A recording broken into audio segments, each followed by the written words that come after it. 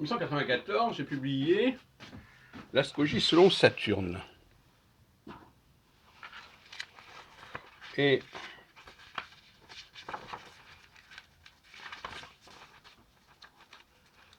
c'était une théorie qui travaillait sur des cycles de 30 ans. 1989 à 1995, je crois. Alors, je reviens sur ce travail qui date d'il y a quand même un bout de temps, 24 ans, 25 ans. Bon, alors c'était fondé sur des critères que je n'utilise plus actuellement, mais sur le plan numérique, pour commencer, il y avait là quelque chose de tout à fait intéressant que je reprends à présent. Vous savez que le cycle de 30 ans, c'est plus ou moins celui de Saturne, de toute façon. 29 ans, 30 ans.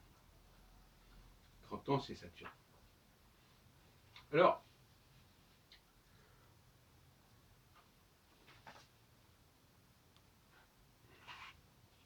je reviens sur une série qui me paraît intéressante et qui a une valeur prévisionnelle d'ailleurs.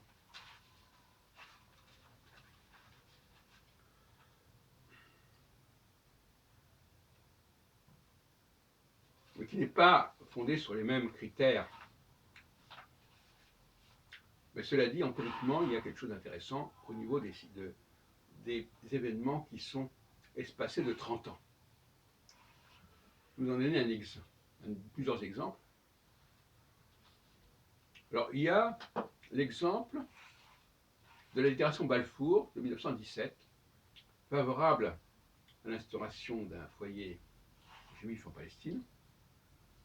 Et 30 ans plus tard, en 1947, l'Assemblée générale de l'ONU vote entérine l'idée d'un État juif en Palestine.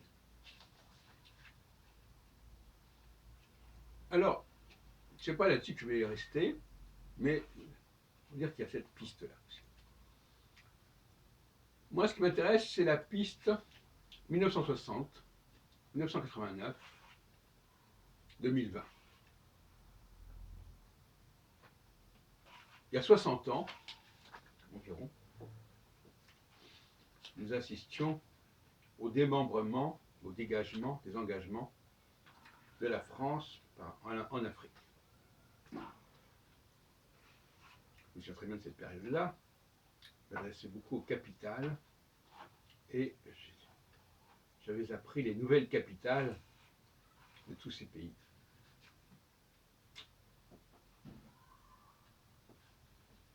Qui devenaient indépendants.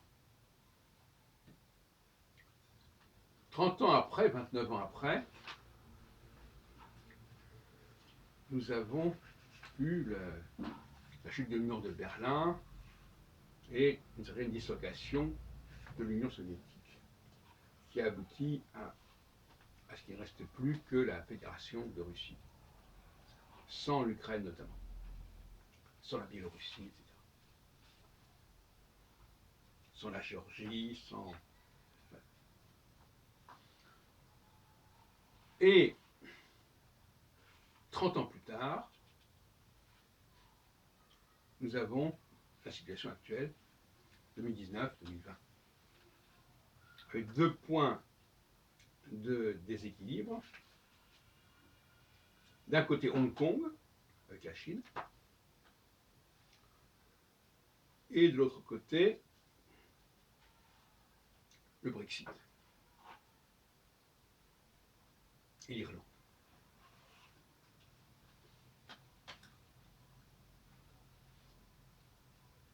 Alors,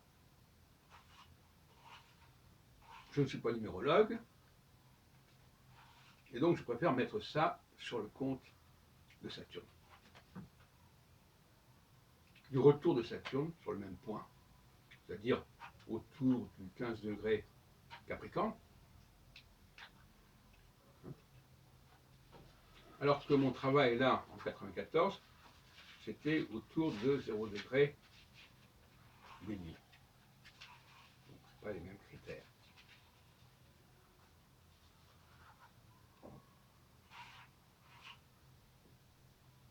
Zéro degré Bélier, en tout cas, fin Poisson. Je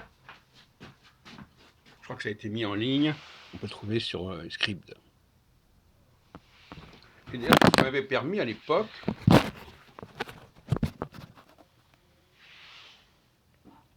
d'annoncer la crise de 95.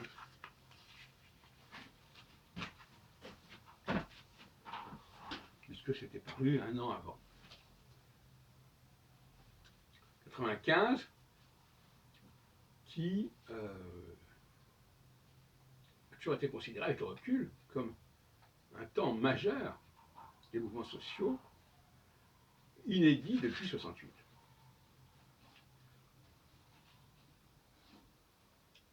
Entre 68 et 95, il y a 27 ans. Ce qui nous rapproche également de Saturne. Donc on peut dire que un événement marquant risque d'être suivi entre 28 et 30 ans plus tard par un événement du même ordre. C'est un peu empirique comme position, mais ça vaut ce que ça vaut. Il faut s'en contenter de cette cote mal taillée. Alors revenons sur 2020.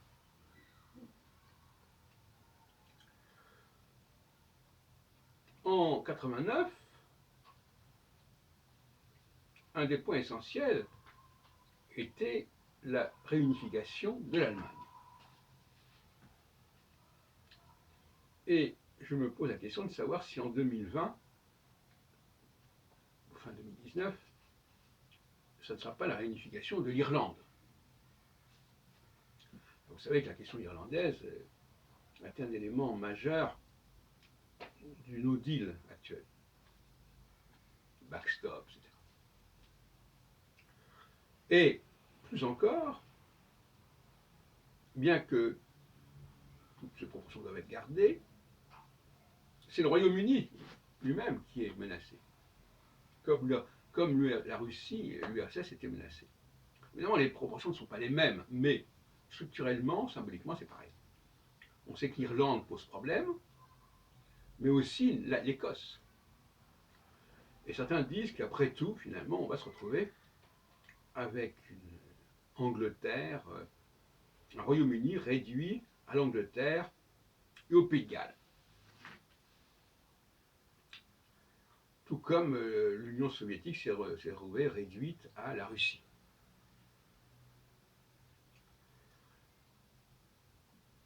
Avec la perte, donc, pour l'Angleterre, pour le Royaume-Uni, à la fois de l'Irlande du Nord et éventuellement de l'Écosse.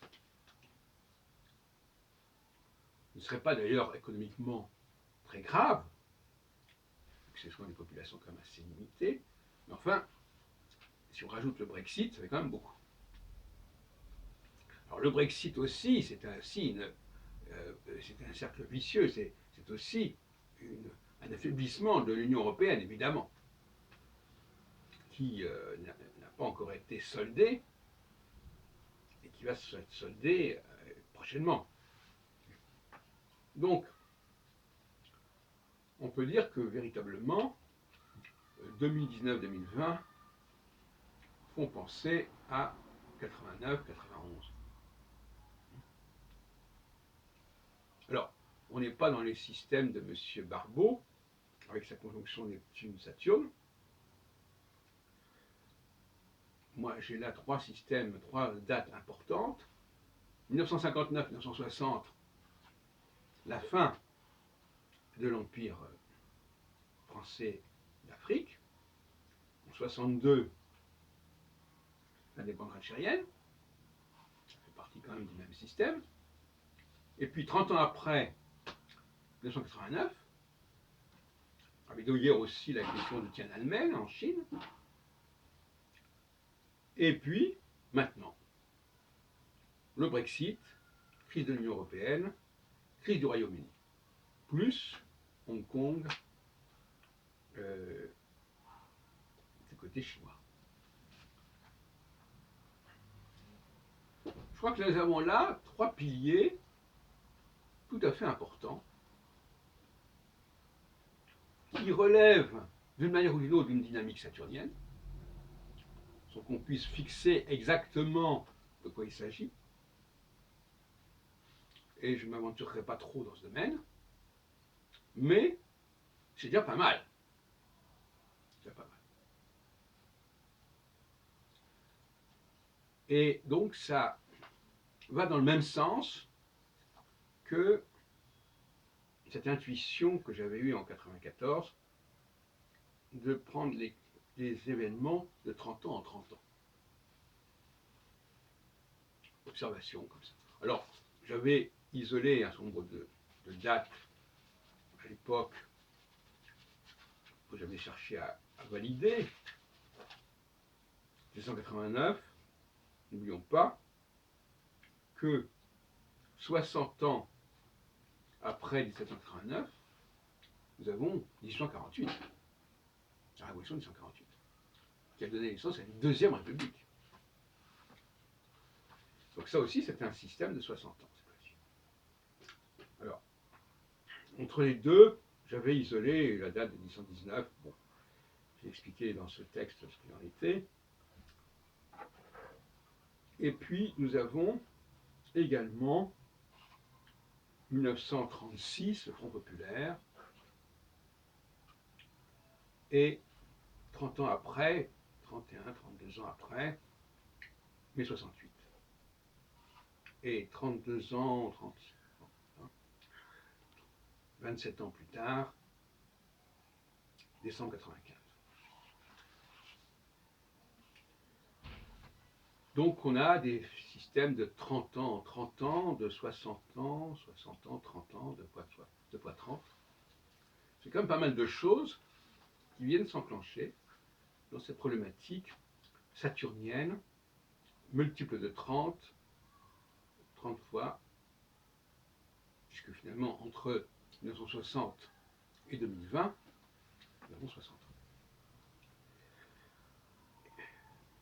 Donc 30 ans, de 30 ans en 30 ans, de 60 ans en 60 ans, c'est quand même tout un ensemble de choses intéressantes. On pourrait faire un bouquin là-dessus d'ailleurs, ou en tout cas une brochure. Je ne pourrais pas dire ça par ailleurs. Mais